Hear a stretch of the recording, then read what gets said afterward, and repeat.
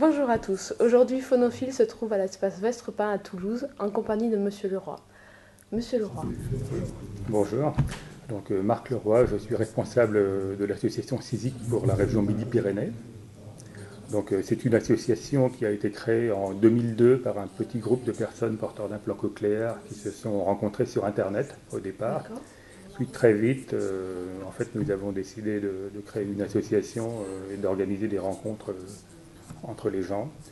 L'objectif principal de l'association est d'informer sur l'implant cochléaire. Donc ça concerne les personnes susceptibles de recevoir un implant et les personnes nouvellement implantées qui ont besoin d'informations pour mieux tirer parti de leur implant, parler de leurs problèmes personnels d'utilisation de l'implant, problèmes qu'ils rencontrent dans la vie courante. Donc, vous avez entendu parler du projet Phonophile. Vous pouvez nous donner votre avis sur ce projet ? Oui, d'accord. Donc c'est un projet qui me semble très intéressant. Effectivement, la perception des émotions par les personnes implantées, c'est quelque chose d'assez délicat. On n'est pas très performant, surtout au départ, à ce point. Donc dans d'autres domaines, il existe des logiciels d'aide à l'entraînement, par exemple pour la compréhension de la parole ou pour appréhender la musique.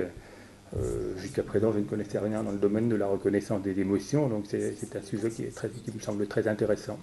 D'accord. À votre avis, qu'est-ce que ça pourra apporter donc, aux implantés cochléaires ? Alors je pense que les personnes qui sont prêtes à faire un certain effort pour s'entraîner elles-mêmes pourront tirer parti effectivement de ce logiciel pour améliorer leurs résultats et la manière dont ils perçoivent l'autre dans la communication, dans la vie de tous les jours. D'accord. Ça sera forcément très positif. Très bien.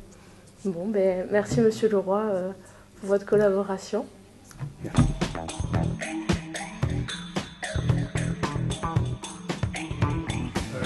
Je vais vous présenter très rapidement le projet de quelques étudiants toulousains qui veulent en fait développer un logiciel d'auto-apprentissage de la reconnaissance des émotions. C'est un sujet un peu particulier.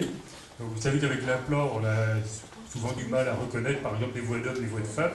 Et on a également parfois, et même le plus souvent, des problèmes pour reconnaître l'état d'esprit de la personne qui parle, si on n'a pas d'autres indices que la voix. Donc, je vais laisser présenter leur projet rapidement. Donc bonjour, je m'appelle Ludivine Bérigaud, je suis étudiante en orthophonie à la faculté de médecine de Toulouse.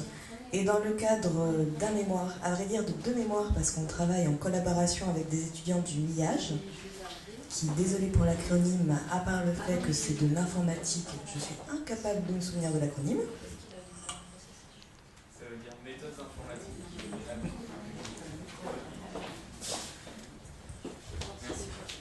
Donc voilà, nous sommes étudiants en MIAGE. Donc la MIAGE, c'est les méthodes informatiques appliquées à la gestion d'entreprise. Brièvement, on fait autant de gestion des entreprises donc, que d'informatique. D'accord. Et donc dans le cadre de nos deux mémoires, nous avons trouvé que travailler en partenariat dans l'optique de développer un logiciel qui serait accessible à tous, ce serait vraiment une évolution dans la rééducation. Le but étant vraiment de proposer un auto-entraînement qui soit effectuable à domicile par le patient pour que lui-même puisse suivre sa progression et toujours calquer au plus près de ses besoins en fait. Parce que c'est vrai que c'est pas avec le peu de séances de rééducation qu'on peut avoir dans la semaine que les progrès sont le plus effectifs. Donc le but c'est vraiment de pouvoir s'auto-entraîner, se voir évoluer, progresser, avoir des retours d'orthophonistes qui peuvent suivre la progression aussi via Internet pour avoir des retours.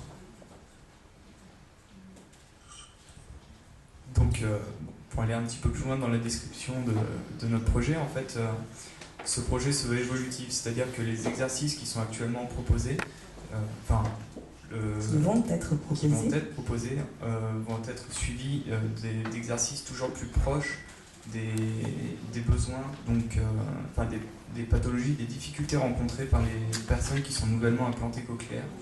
Donc, par exemple, dans la reconnaissance d'un certain type de voix, par exemple les voix féminines, donc apparemment qui sont des voix plus aiguës, plus difficilement perceptibles, si j'ai bien compris. Voilà. Donc le but, c'est pour les patients donc, de s'entraîner à domicile, mais également pour les orthophonistes donc, qui vont être inscrits sur ce site, de développer des exercices, mais également de suivre leurs patients. Voilà. Alors si nous sommes ici aujourd'hui, outre votre superbe compagnie, Merci. Ce serait pour vous demander votre aide, en fait, tout simplement, pour pouvoir avoir un retour au plus proche de la réalité, au plus proche des gens, savoir si déjà il y a un intérêt, si c'est quelque chose qui pourrait servir, et surtout, enfin, on sait que ça va vous servir, si surtout vous pouviez nous guider dans tout ce qui est ergonomie, savoir comment aller au plus proche de la facilité d'utilisation pour pas que ce soit trop compliqué. Donc si jamais vous êtes intéressé, vous pouvez prendre contact avec nous. Jérémy va vous distribuer les flyers. Je vais les déposer et puis servez-vous si ça vous intéresse. Voilà, tout est là.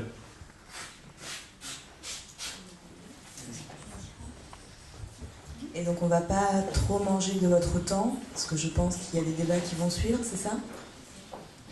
Donc si vous avez un petit peu plus de questions ou vous êtes intrigué, on est caché au fond de la salle.